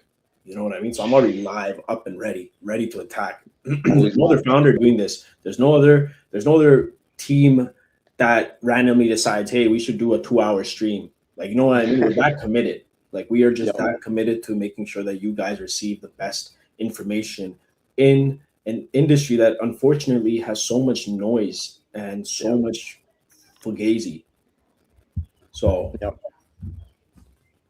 There, guys. W's in the chat, man. Run those W's up if you took some S&P with us on that run. That was what a pop from 76.25 to 76.36 in a matter of 4 minutes of yeah, pure. but keep in mind, we still have upside, right? Yep. For this session, we have plenty of upside, guys. If these buys hold right now, we have plenty of upside to head up into these more intraday highs up here that were printed. But we have to keep in mind we have a key level here, which was previously this high, NFP high, I believe. Oh no, sorry, I have to be adjusted here. I hate this. This NFP high over here. So we just have to keep in mind this as when price gets above there and buyers continue to hold this area, then we can approach these highs and look to take some profit there, right? Makes sense. Yep. Exactly. Makes Buyers sense. still chugging along here, man. Buyers just chugging along. Yeah, this is just minor reactions, right? Don't get phased out. Don't take profit. If you're in a buy here and your take profit is up here or all-time highs, don't get soft-handed and close your position because you can't handle a little bit of profit. You know what I mean? Have some conviction. Put your balls on the line. You better put them on the line. You know, have balls of steel. Be like Superman. Balls of steel, man of steel. Superman balls of steel. I don't remember that saying. I don't think it is saying it's man of steel, right? So I'm sure it holds true on that side. Yeah, gold, beautiful. W on gold, W on ES. Come on, give it up, give it up for the best duo over here. Every single week, we're making money, Smoke that market pack. Yeah, and we're sharing our ideas, we're sharing our analysis, calling out trades. Like this one, you saw it. We called it out right in front of your eyes. We talked about how if this area held, and we said it at 8:45 a.m. 8:45 a.m. Before the move even happened. I was like, hey, this area is probably gonna hold. How many of you have conviction to drop that in the chat and say, hey, this is my analysis. I'm taking a sell here. Majority of people don't do that. Why don't you guys do that? Why doesn't anybody do that? Like, think about it. Why don't people do that? Share analysis and be like, hey, I'm taking a buy here. What do you guys think? Isn't that what community is about? About sharing your ideas? And then we all just grow and learn faster. You know what I mean? Like, dude, some of the top, since I've been building markets, some of the top founders in the industry that I've talked to are people who share everything that they've gone through just to make sure that others don't encounter similar issues. Or they'll ask a shit ton of questions and you'll be like, oh shit, I thought you would have had this figured out. But no, people are good. People who are constantly growing and succeeding are always wanting to learn and always wanting to hear different perspectives. So the only reason I say these trades and I call this out is because that's what I'm looking for. And I'm sharing that, hoping that either you guys learn something or you guys come to me like, hey, Nalab, I'm not looking for that because of this. And then I take that information and I'm like, oh, you know what? Cool. Maybe that's something that I'll consider, or I'll just be like, nah, fuck your analysis. No, I'd never do that. Because it's a sharing community. We're just playing. We're playing. We're kidding. That's it, bro. We gotta have fun, gotta learn, gotta educate ourselves. Like Nalab said, it's community, man. Share your input. Let us know what you're looking at, why Yeah. you're looking Like, at it. look at this, guys. Go on, take a picture of this right now. Take a picture of this with your cell phone and post it on social media of you watching this. Tag us, Yeah. and we'll repost it on all our socials. This is what it's about. Look at this beautiful chef's kiss buy on ES that we took and we called out. How beautifully it's playing out. We have a target towards the upside. We went through the macro sentiment. We went through the entire flow of it. We understood the continuation buys that could play out. We know what's impacting, which is the optimism, and what's taking ES back to these highs from yesterday. We also understand gold being at these all-time highs, that optimism being largely priced in on gold. We saw sellers come in here yesterday. As we dig deeper, we'll see sellers potentially try to test gold again. And in this case, we called it out right above here that, hey, if we start seeing gold close below 50s, that's where you get that selling pressure start building if price wasn't able to reach those highs there. Now, here's that other side of that scenario, that if this area holds now, we can then head back up into here, and then you take the break even on this short. Otherwise, if we continue to push down and take out this low, then your downside target is the lower 4300s, right? Yep. Beautifully explained. Even on ES, don't get this spooked. Like if you don't have too much conviction, move it to break even, buddy. That's it. Don't complain when you get taken out, when price comes down here and then pushes up, because that could happen too, right? All too often. Yeah, but any decision you make, don't fucking complain about it afterwards. Like, you made that decision. Think about it. Every decision you've made has been the right one because it has gotten you to this point in your life.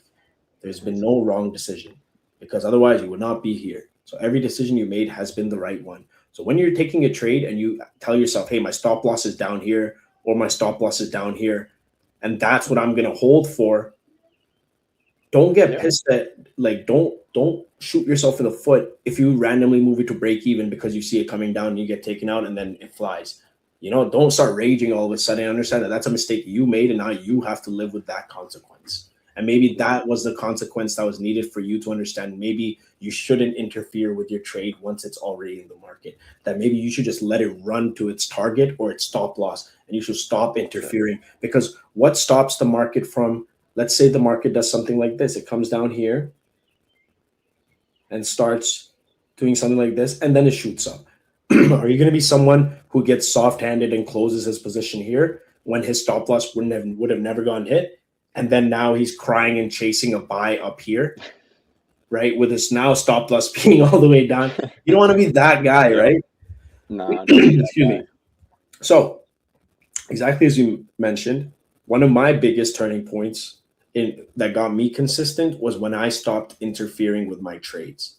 Was when I stopped interjecting when I was in drawdown, thinking that I was going to get stopped out. So let me save some money and get out of this position. Right. And what I actually ended up doing was it ended putting me in a deeper hole, because that position would end up playing out. Then I would chase it, and I would become that exact scenario I was talking about, how you wouldn't want to be that person. So I'm talking from experience. Actually, exactly what I was saying. I've been through it. I've been through the basically the psychosis that trading puts you through, of that constant chasing your tail, of you needing to be more disciplined in the markets. You need to fix everything about yourself internally before you make a dime. I've done it. So you don't want to be in that position where you start chasing the markets, you go against your plan. Once you're in a position, now it's a golden rule for me that I'm going to remain in it, either if it hits my take profit or my target levels or my stop loss or break even if I've managed it correctly. I'm not going to be someone who, if I'm in a bit of drawdown, completely gets shaken out of my bias and then switch up on the markets. I understand we're bullish. I understand our target levels. I know what stands in between for us to get there.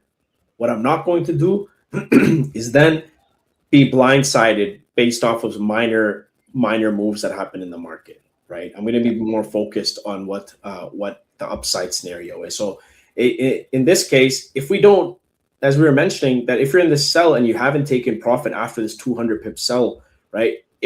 If we start pushing up on gold into the 40s, then you're most likely going to get stopped out. But that's fine because you've managed it. You managed it. You've taken profit. But now if we start pushing lower, then you can start trailing it even a bit lower. Yeah. Yeah. And I Just know check your buys, trust sure. your trade. Trust your trade, Yeah, I mean, trust yourself. NQ was the same play, right? The play is just equity buys. So Yeah. NQ just played off the lows over here. Not much else. It's just NQ is just moving exactly as per expected, based off of the same optimism that's ongoing in the markets.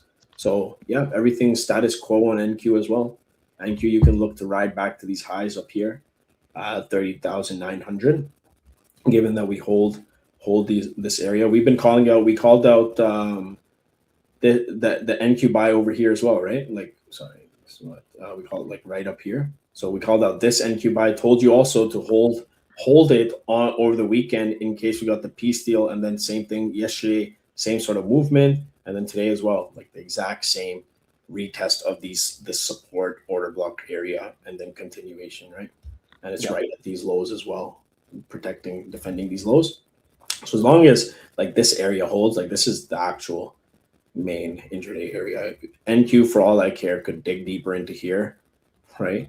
Could dig deeper into here and it would still be super bullish, or we just now just defended these lows, right? So that's just what should be looking for. That's it. That's it. Trust your trade. And when you enter a trade, man, the only way you should exit is if it hits your take profit or hits your stop loss. Yes, sir. Yes, sir. So with this gold, you want to be careful on this sell. If you're in this sell, move it to break even if you're in it, because gold, you could potentially see sellers now completely exit and buyers jumping in to here. I'm going to hide this scenario for a second. Buyers jumping in from this area to now drive price towards the upside, right? And doesn't mean that they're going to remain permanently. It just means that we have this upside range over here that we have to keep in mind, that if this area holds, and we're not able to kind of continue towards the downside, then if this starts happening, that this would be the area where buyers come in, and instead of reacting to sells at these highs like we previously did, then we dig a bit deeper into filling this daily range, this daily high towards the upside. Otherwise, we're just status quo with our short side buys that we're already positioned for. But now this gives us is good positioning, because we're positioned for the sells, so it doesn't matter, and we've taken profit, so it doesn't matter if buyers were to start entering here and market pushes up, we'd still be in profit until up here, right? So you wouldn't be chasing, and that's where positioning matters, is that you don't want to be like trying to sell at these lows and then you go through the next 30 minutes of consolidation price action here, which then you're just being mentally harassed by the market. You know what I mean? Yeah. You want to position yourself from the more optimal area so that you can avoid having to chase the market. Because think about it, we're in these sells from here. How many people do you think are trying to sell once we break this 1 minute low? A lot of people, I'm telling you, are probably selling on this candle or the next candle, and then absolutely getting abused by the next 30-40 minutes of price action, because we know the markets are likely to be more consolidative than move freely like they always are. Yep. So plus we're early on this session. It's 9:46 a.m. and we're just 16 minutes after market open. We respected these lows, continuing to hold it. We are in these buys playing out beautifully from here. And Nice. yeah. Yes, sir. Yes, sir. Gold, again, it's just this area is holding right now. If we can just breaking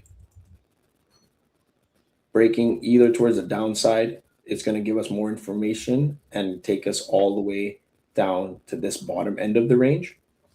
And exactly with that scenario that I had, where did it go? Not this one right here, right? But if we don't break this, then again, that upside still has potential to play out, where those sellers might come in from here rather than the area of where we are positioned from on more of an intraday basis. Yep. Yeah, looks good, man. These buys are nice on S&P. Yeah, nice buys on S&P, nice buys on NQ as well. and then the other side on gold. That's how we do, baby. Yes, sir. Market in the morning style. Yeah, 40. Somebody said giving a try at 43.40 short-term scalps, validation to hold trade is breaking below 43.33 and 30. So, if you guys see that comment right there, that is what I'm talking about, where somebody shared what they're attempting, what is going to validate that move to happen, what is going to invalidate it, and they put their balls on the line here. Right? Like that's what trading in a community is about. It's where you're sharing your ideas, because guess what? If his trade idea plays out, he was prepared for it. He called it out. He can be like, yeah, guys, I called this out because I had conviction in my analysis. And if it doesn't play out, guess what? He still called it out. He still took the chance. He executed the trade, and the other probability played out. And he understands that because it's a game of probabilities, right? Now, just like how we were saying that if we don't break below this, and exactly how that comment said, 43.30s, then you have this side playing out where I have this upside risk that could be priced in, and we could head off higher into this area, right? Into this daily highs up here, which then I will evaluate how price reacts to this intraday high that we saw up here. Until then, you have either this upside risk down here, or you're just continuing to monitor and see how price action reacts below these lows, because we don't care right now. We're in these sells right here. We're in these sells from here. We're seeing if this area breaks, perfect. Let's get it. We're riding those sells down. If it doesn't break, guess what? We're going to see the continuation. You're probably going to get a retest or something. And then if structure starts to shift in this manner, which it's not right now, right? We're still holding that bearish structure. If it starts to shift, perfect. We can then fill this upside range. And then you can see the pathway of prices. It can continue towards the upside, right? But if it doesn't, then breaks below 43.33, as it was mentioned, and then that sellers continue price down after breaking those lows. So, but we don't care if it's messy here, because we're in from here. We're positioned from a very optimal area. Even on S&P, a lot of people trying to buy after this bullish candle. We don't care, because we're from here. We're in from down here. We want to be positioned from the most optimal area possible, where it doesn't matter to me if the markets are choppy, because I've taken some profit here, right? I've taken some profit at these lows. We had several taps of these lows. You had several opportunity to take some profit. Now, if you don't take profit and this scenario plays out and you get stopped out at break even, well, that's just something you're going to have to live with, right? That's just something you're going to have to live with, because we had information, we had price action information here printing that maybe if it starts playing out this way, you were shown that price structure is shifting, that this support is holding, that you're probably going to get stopped out. So in that case, live up to it. Take the break even, better than taking a stop loss. But at least you held your position. At least you held your conviction. At least you called it out, like saying, hey, I'm taking a sell here. I'm going to hold it here. If it breaks above, it's invalidating my bias. It's invalidating my idea. And then I'll look to wait and see what happens. Maybe I'll come back later. Maybe I'll go to the gym. I'll grab some coffee. I'll take a break. And then I'll come back tomorrow, or maybe even in the evening, seeing how the intraday play set up, right? Keep in mind, like this intraday play, yesterday's buy play, sorry, I'm just going to hide this. Yesterday's play on these buys overnight happened during the new daily candle. It didn't happen in New York session we're talking about. We talked about 43.07 buys right to the tip of it. And that's exactly what happened, was in New York, Asian, and then leading into London market hours is when the actual push happened. So that shows you that intraday positioning can take time to play out. Doesn't mean that it's going to play out right away. Doesn't mean it's going to move exactly how you expected. No, but it means that things can take place and you have to let the market do its thing. As long as you're positioned correctly from a price point that you wanted, then it's fine. Let it do its thing. Set your stop loss, set your target, let it go. Now you know that, okay, if gold is continuing down, maybe my runner target will be down here, right? Maybe my runner target will be down there. But this what we have done here is we have mapped out pathways price can take and what would invalidate and what would continuously validate our ideas. And then we adapt, because you have to be focused when you're on the charts. You have to be locked in when you're in the markets. Like, the markets are already stressful. You don't want to make it more stressful by you being distracted scrolling Instagram while you're waiting for a setup. Like, you should be locked into the charts. You shouldn't be doing anything. You shouldn't be texting your girlfriend, calling your best friend, scheduling a date, or nothing.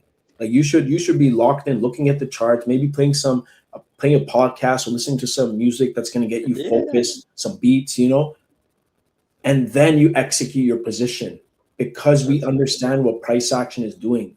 Like, look at this. Now, if you're holding gold, great, keep holding it, because if this area breaks now, guess where? Guess where we're going? Down, down, baby, down.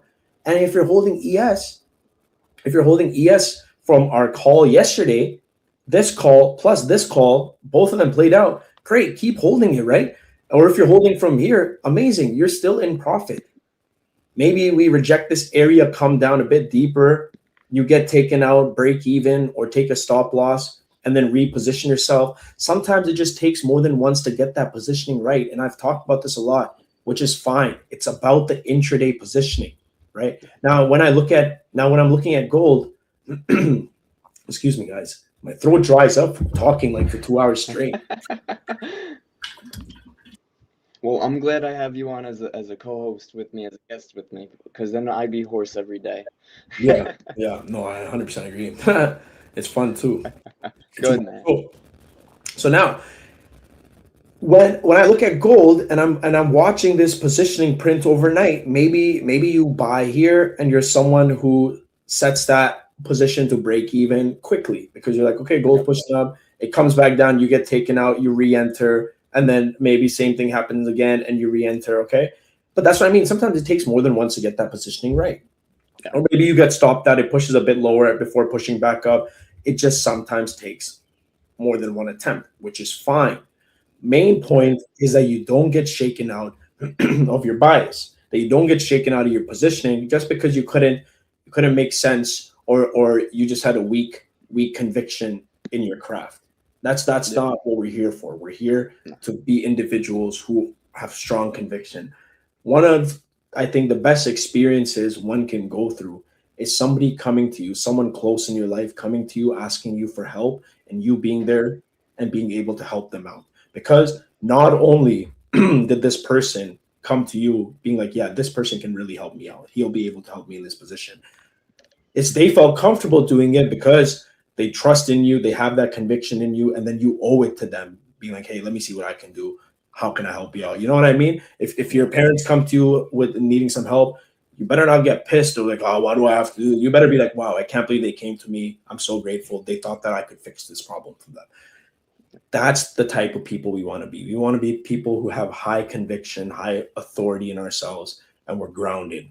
That when it comes to the financial markets, who you are as a person, if you wake up every day and you are fully locked in and convinced, and you've convinced you to your core, every cell in your body, that you're going to be a better version today than you were yesterday, and you're smiling at every person who walks by, you're holding the door for the old lady, and you're saying hi to the cashier, asking them about their day, you're going to start winning trades. I'm telling you, man, it's all Yep. linked. The smallest things are linked. The butterfly effect is very real. Maybe something you do today, you say hi to someone at the gym, you help them out, you give them a spot, or you ask someone about how their family's doing.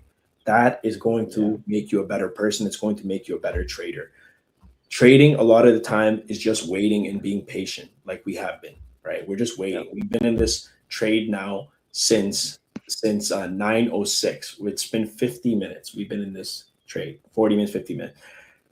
We've just been talking about how there's so much other stuff that we need to understand about the markets, different scenarios about ourselves in order for trades to play out and before the market rewards us. And I'm telling you this, the market is entirely a reflection of yourself.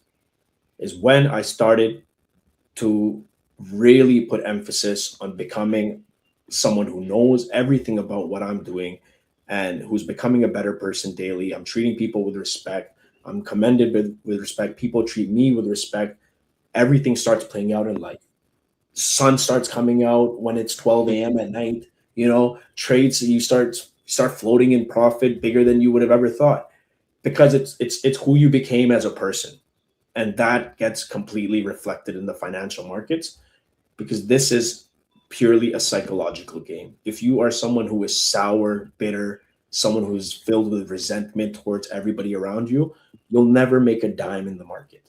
And this Yeah. is very true, because you have deep internal demons and wounds that you need to fix. But if you're someone who's so giving, who's so generous, who's kind, is has amazing intentions, guess what? You have a way higher probability of succeeding in the financial markets. And that's And just how it anything. goes. And that's the universe, that's God, that's not me. That's divine order and divine law. All we Yeah. can do is come here and be like, hey, you know what?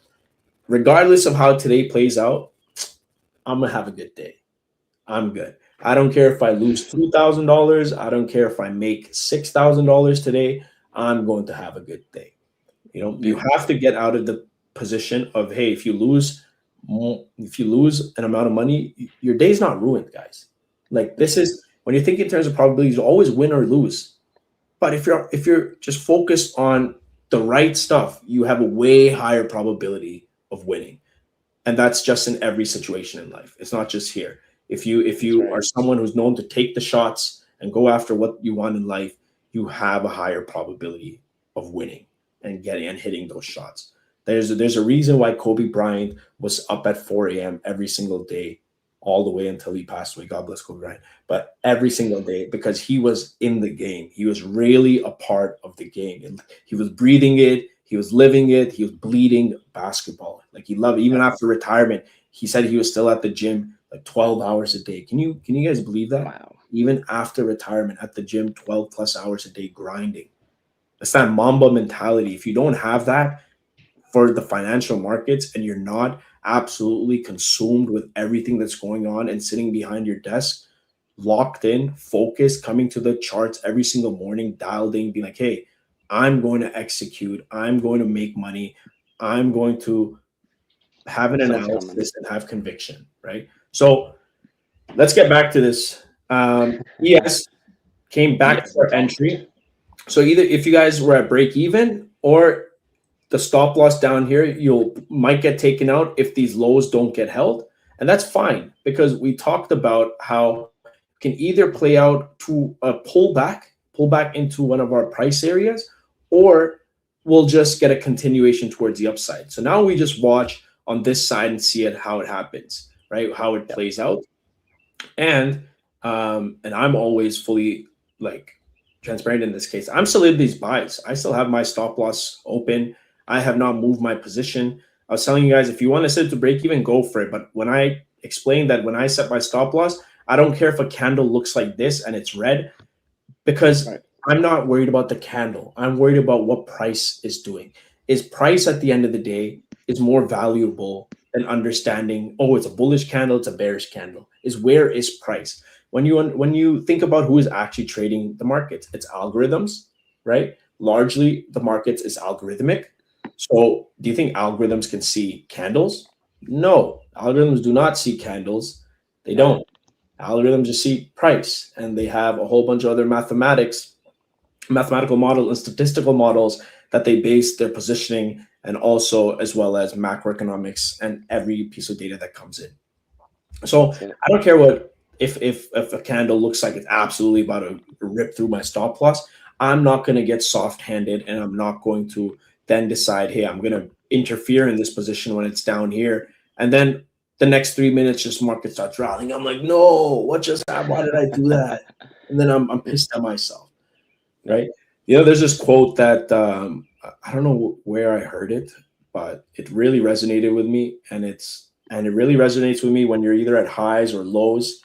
It's when you're at a high, you're not as good as you think you are, and when you're at a low, you're not as bad as you think you are. So Yep. always keep that in mind when you're on a losing streak, or when you're on a winning streak in trading, or just in life in general. That there's number one, there's either a high or a low coming around the corner. So if you're at a high, there's a low coming, buddy. Like, there's some low that's and you're gonna have to deal with it, because life just moves in highs and lows. If you're at a Yep. low, keep your head up. There's a high coming, and it's the same thing. When you're at a low, you're not as bad as you think you are. You're just in a different scenario right now, situation. And when you're at a high, you're not as good as you think you are. You're just a man. Yeah, bro, I like that, man. Yo, guys, the lab's like opening fortune cookies over here, man. Great insights. I love Actually, it, bro. speaking of fortune cookies, I was at my girlfriend's house a few days ago, and I opened up a fortune cookie, and the fortune said, "You are going to make a ton of money with your friends." I Oh, was like, "Wow, us as a team on market, we're all good friends. We're 100%. That's what that fortune was about, man." yo. It got me excited. I got goosebumps. The moment I saw it, I was like, "No way, this is a real fortune cookie." Yo, how did it know? Yeah. That is crazy, bro. That's awesome. Yeah, yeah. So again, like we're still holding price on equities. You're Yep. just getting a bit of whipsaws, and that's fine as long as price maintains being held, right? We have our scenarios, we have our pullback scenarios that we've actively mapped out. We know that bias is still remaining the same. So even if we get like, as I was mentioning, in these scenarios, where'd my drawing toolbar go? If we start to get a bit more of these types of plays, where you get these intraday positionings happen, right? And we look for these intraday buy setups. Now, this, as we previously mentioned, for those who joined late, this scalp trade that we called out, this positioning over here for at 8:47 a.m. Eastern. So we are holding it here. We're still holding it. This was your B type setup where it's not the best. It could play out because we understand markets are bullish. If this consolidation accumulation holds and we push up, we can aim to reach these previous highs and then all-time highs, right? Otherwise, we're looking for our A and then A plus level setups where these are your okay, you're getting that pullback, you're seeing buyers loading up. Let's see where they can take it, right? And same with over here. So that's what we had mapped out, and it's quite similar to how market has mapped out its levels and ideas and scenarios. So if you go on market, click click the scenarios here, it'll show you exactly, and it'll break down like what these scenarios are. Projected price scenarios plus structural pullback zones showing how the bias could play out with continuation and potential pullback. So gold, on the other hand, we talked about okay, if this low holds and we continue to push lower, we can come down to 4307 area where we previously called out the buys yesterday during market in the morning. We mentioned that hey, if we see this pullback down to here, load up those intraday buys. And now we called out those sells from when price closed right back below 50s. I'm still personally holding these sells. I've taken some profit over here. You can move your position to break even here and then let the rest run if this plays out. Like, look at it. And right now it's playing out exactly as we kind of drew it, right? We drew it from here that we get a break below, reach this area, retest, and then continue down. So we'll see how this pans out and plays out. But guys, this is free money being spat out of my mouth and our trade ideas. So you're welcome. Yes, sir. You're welcome. Everybody leave a comment in what city you guys are in because eventually I will make my way to each one of those cities and I expect the dinner from every member of every audience in Mark in the Morning who's in the city. So if you're in a cool city like Mexico City or Prague, yo, Hamilton, Ontario, buddy, I'm not coming to Hamilton, Ontario. I'm I will not step a foot in Hamilton, Ontario. That is crackhead central in Canada. That is Bro. Hamilton, Yo, Ontario. Manchester, UK, probably not going to come there either. I love yo. London though. Never mind. Don't leave your town. North York is beautiful. North York is beautiful. I heard Colombo is very beautiful. Sri Lanka is beautiful as well. I definitely have to make my way to Sri Lanka one day, see the island. That's great, man. It's Bangalore. Oh yeah, amazing. I want to come to Bangalore. 100%. Bangalore is a tech capital of India, Silicon That's Valley of India. Yeah, Johannesburg. Wow, Winnipeg. Yeah, definitely not going to Winnipeg, man. Winnipeg, Auckland. Yeah, New Zealand's on my list. New Zealand, Nairobi as well. there we go, bro. We got people So many all over people. the Jaipur. place. I was in Italy a few weeks ago. Actually 2 months ago now. Wow. Yeah, lots of people. Nairobi, Jaipur, New Delhi. I was born in New Delhi. So Hey, cool. Man, Yes, no, it's man, still you playing out, trusted huh? that stop loss on ES. You Sorry? trusted that. You trusted that stop loss on ES That's is what I what mean, you man. did. Like I don't interfere anymore. I've learned my lesson over the course of the years. When I set my stop loss, oh sorry, mine is, I mentioned mine is 10.5 points. When I set my stop loss, I trust it. Yeah, I don't interfere. I know how the market moves. I know price points can get retested several times, right? So even in the positioning that I was breaking down earlier on gold, where this buy over here, right, where we have this buy playing out, if I had entered here, and I didn't take this one, so if I had entered here, oops, sorry. All right, so if I had entered here, I wouldn't have set it to break even on these bounces. I would have let this run, and I would have trusted my 100 pip stop loss, right? 100-point stop loss with my, again, take profit being at this level. That gives me a clean 1 to 3.58, right? So I've learned that I don't want to interfere if I'm in drawdown, because that's like, think about it. When you go into a trade, you go into it with a stop loss and a take profit in mind, okay? right. Now, keep this in mind. If you're in drawdown, are you going to shift your bias and perspective on that position, or are you going to maintain it and hold it? If you're shifting it, then that means maybe the trade idea either wasn't good or you just don't have conviction. It's a problem on either end, right? Now, I don't. I used to do that a lot, where I would be, if I ever got into a drawdown, I would be like, ah, shit, my trade idea is not going to play out. I'm going to exit before I take a full stop loss. And then guess what? It would play out, and I would be shooting myself in the foot and getting pissed at myself while lifting weights. Yeah, Trying to get that out of my system.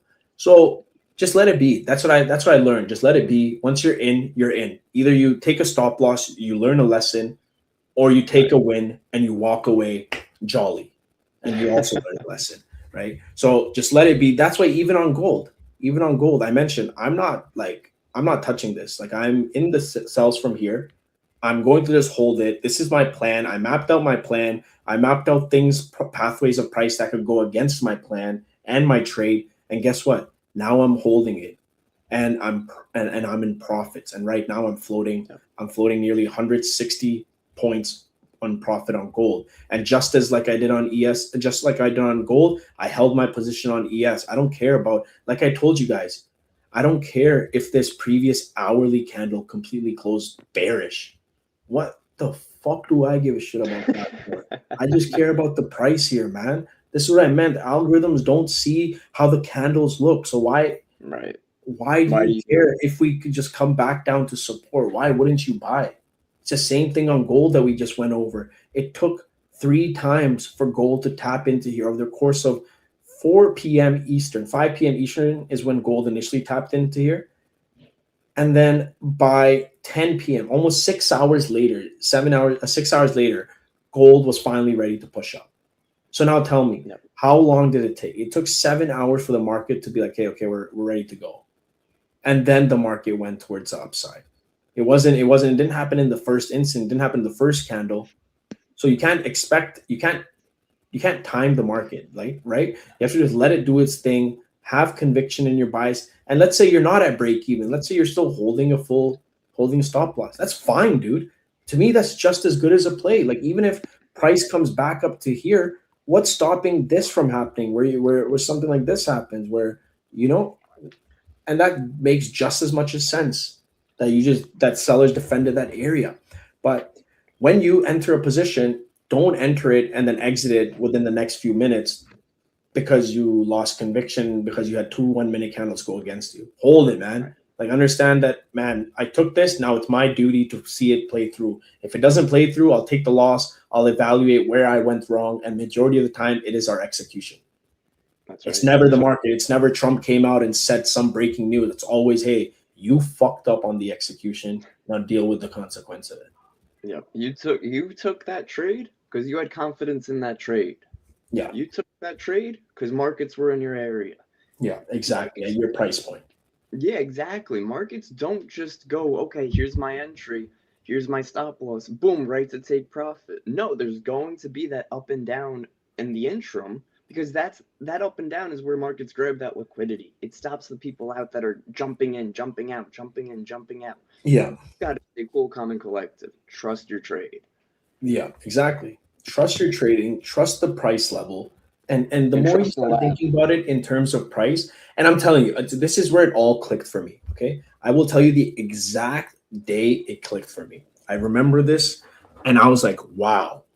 And it was me and my co-founder, Jeev, were out for dinner, and this was in 2022. It was in 2022 or 2023, sorry. Early 2023, me and Jeev were out for dinner, and I asked him, I'm like, what do you look for when you like enter? How do you catch these like intraday plays? Because this is like before I started catching these monstrous moves on gold, right? This is like Right. before I was catching the monstrous moves like this type of play. And I was like, gee, how are you catching these, right? I'm catching 30 pips, I'm catching 40 pips, and I'm struggling to catch that. How are you catching 400 pips with ease and like kind of just letting it go? He's like, dude, I just look at the price. If market's at my price, I don't care what's happening in the time in the lower time frame. I just enter and I leave my intraday position. If it plays out, it plays out. If it doesn't, it doesn't. I was like, holy shit, man. I've been overcomplicating it. It was my aha moment where it's like, if market's at my price, why wouldn't I enter? I don't care what the lower time frame noise is doing. Yes, it's informative. Yes, we use it to pinpoint our entries right here. But if I'm truly an intraday trader and I see gold, let's say approaching the sell zone, why wouldn't I just risk a sell there? Yep. You get what I mean? Yep. That was my aha moment where I'm like, oh shit. It's if it's coming up to my sell zone, why wouldn't I just risk the sell? If it's coming to my buy zone, if ES is coming to my buy zone, why won't I just risk the buy? Just do it, Right. right? So focus on the actual price. Focus on the price though. Like an example is our trade from here. Our trade from here. Focus. We talked about this. These arrows were from that day. We talked about it. Hey guys, as this approaches down towards here, look for buys. Just look for buys as we come down here. And then look how bearish this candle looked. But as soon as we reacted to this level, we pushed up. And then guess what? That was price points that we're probably not going to see for another few weeks, maybe ever, or the next big correction. So Yep. just enter, just map out, have your intraday map of scenarios that could play out. When price comes to it, don't hesitate, man, because that's when you're called to duty. And if you're hesitating when in the line of duty, dude, you're gonna have to take things back to the drawing board and practice a bit. Maybe lower your position sizing so you can actually execute and get that underhand, which is fine too. Because once you get that in order, once you understand the actual picture behind the scene and how gold can sell off today and how we were being very careful with the buying, since the buying we took advantage of from over here, now we wanted to take advantage of the sells. So now when I have this entire scenario and picture played out, I can then understand and execute and hold these plays throughout the session, do it live in front of you guys, show you that, hey, I'm in these trades. I entered it, call it out as it's building. Guys, I called out this trade when we were up here, talking about as soon as if we close back below, it's going to be sells, and execute those sells with your stop loss up here. I didn't wait until we were down here to call out sells. Right. I called it out as price didn't even develop here. As soon as it did, you saw me come back to the gold chart, go back on the stream, watch this out. We called it out. It's the exact same scenario that we called out last week, right? Those who join us every single week, it's this same scenario we called out here, where you had gold pushing, as gold was pushing. I'm like, guys, the fireworks are about to start. We're gonna look for sells. As soon as it closed back below, we executed sells. And guess what? And guess who held that for thousands of pips? Every one of us in Market in the Morning who was there, who understood what was playing out and why we were going to hold this. And what did that result in? That resulted in massive, massive play. For me, this was a $5,000+ trade that played out in a course of 2 days. So when I look at that, I'm like, wow, that used to be money that used to take me a month and a half to make. when I was working as a salesman at Burberry in 2018, right? That would take me a month and a half to make. And the fact that after honing into my craft, focusing, putting in the hours, and then building a platform that makes everything easier for everyone, regardless of what market you trade, really piece things together. And now, after years of practice, things like this are like second nature. I'm able to analyze market, call out these trades like second nature. While most people are getting caught up in buys, you heard it here on Market in the Morning. You heard us here first talking about these shorts, right, are happening on gold. We were also talking about these buys. Maybe these buys play out, maybe they don't. Well, guess what? We still executed. Either they play out or they don't. I take a stop loss. All I care, I don't give a shit. I executed as per my risk plan. I told you this would be a lower risk trade because the main trade idea are the pullback buys. And I even told you guys that one of my main specialities or things that I go excel at trading styles is the pullback and sell or pullback and buy. You don't see me buying at these highs. You see me selling at highs. You see me buying at lows because that's the trading style I excel at. And if I know that and I know what type of trader I am, then I'm willing to take the risk if that setup plays out, right? Yeah.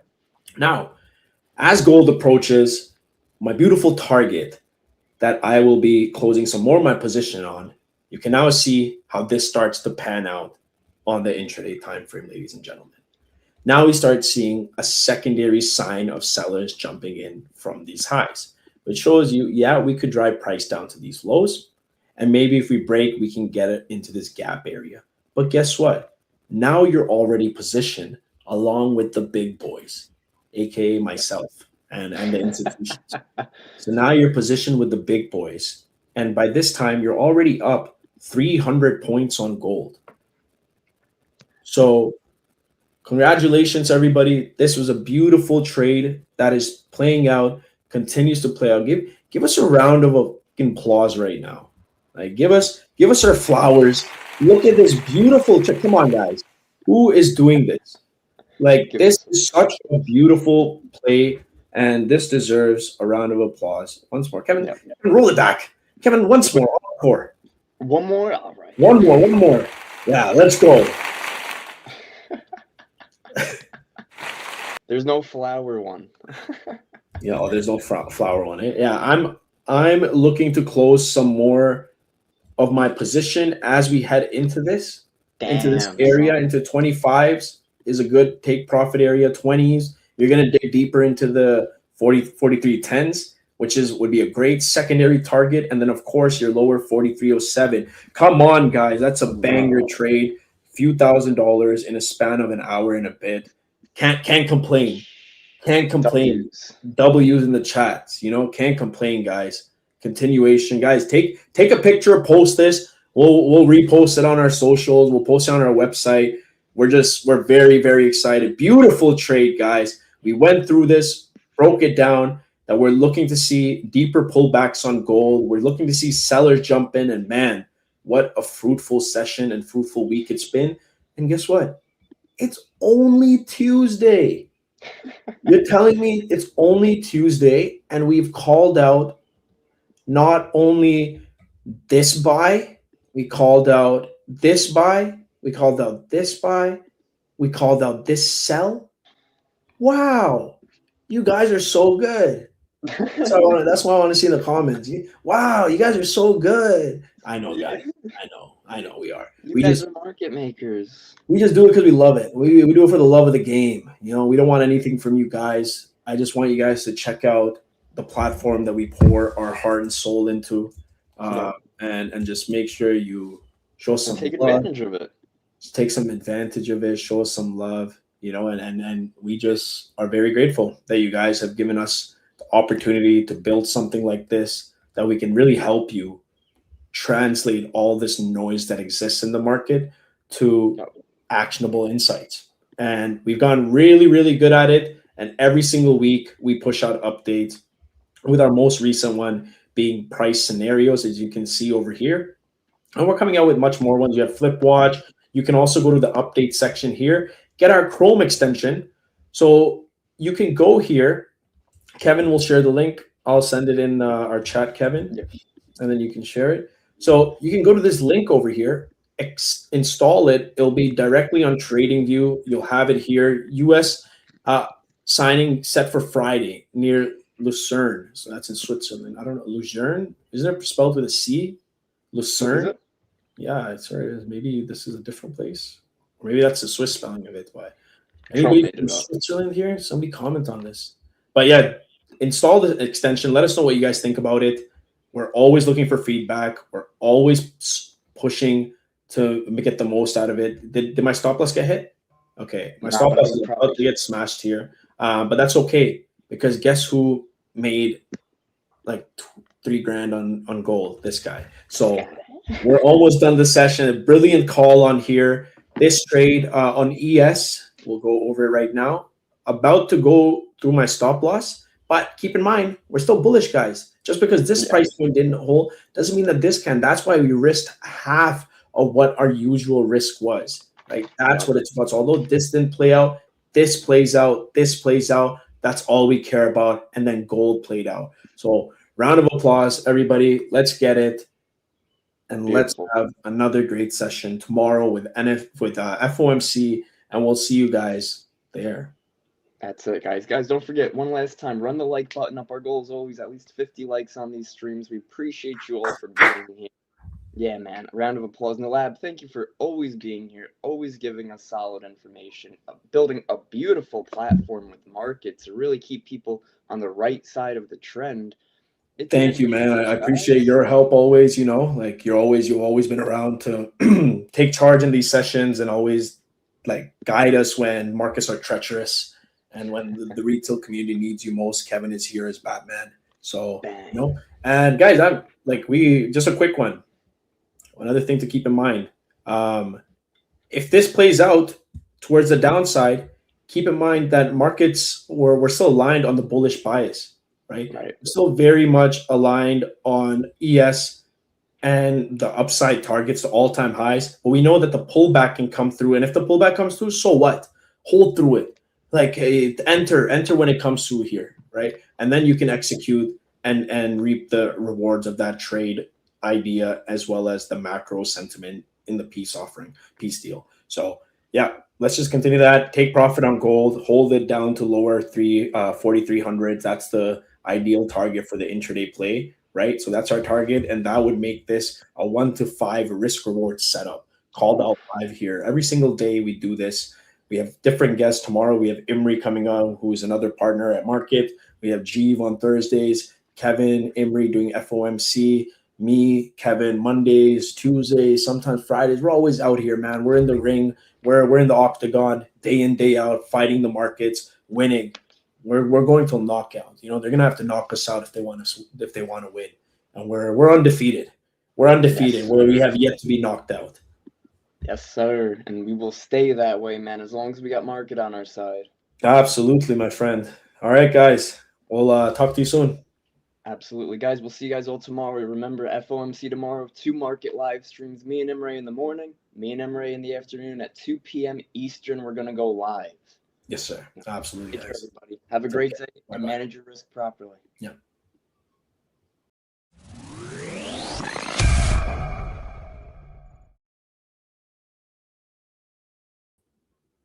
No, good